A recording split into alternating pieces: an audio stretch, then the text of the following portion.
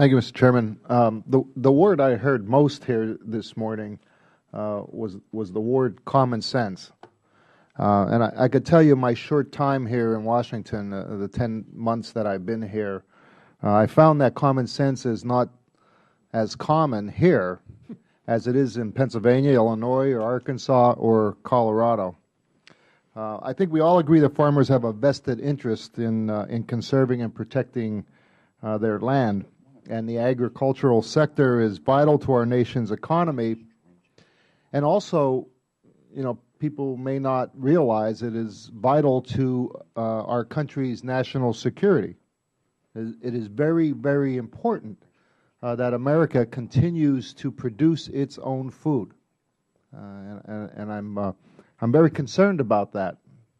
That some of the regulations that you have to live under, other countries are not, and we are putting America's farmers at a disadvantage, as we've done in manufacturing, and then we wonder why we don't have any more manufacturing in America. We're doing the same thing in farming, and I believe it is a national security issue. But assuming this is true, Mr. Nelson, how can the Environmental Protection Agency justify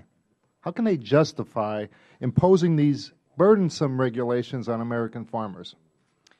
Well, that's the question we've been asking ourselves as producers, because when you start looking at their proposed regulations, whether it's in clean air, clean water, and I think the frustrating part that we see on behalf of the farm community is we're not given any credit for the environmental practices that we have in place.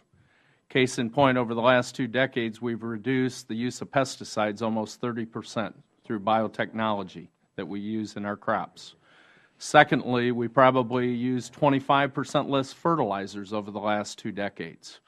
We plant filter strips, as was alluded to earlier, to make the water cleaner. In Illinois, we have private pesticide applicator training. Every 3 years, you go through a training exercise and have to be licensed. So I think the frustration that we have is we have a lot to offer as an ag community to put on the table of practices that we do have in place, with which are best management practices, but we're not given any credit for that.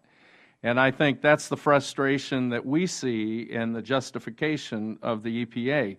I'll use a recent court ruling in the Fifth Circuit as it relates to livestock production, said if you don't discharge, you don't need an MPDES permit. EPA did not appeal that, but yet at the present time in the state of Illinois and other states, we're facing the fact that the state or the regional EPA offices are saying, well, that was the case in the Fifth Circuit, but we're still wanting producers in the case of livestock to obtain permits. And we don't necessarily agree with the definition of a discharge.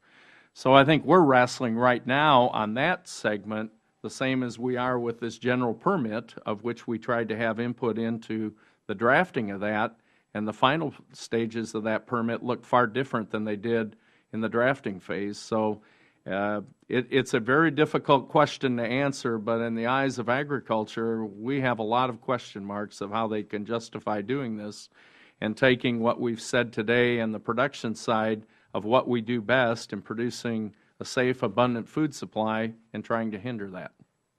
Mr. Schaefer, I agree with you.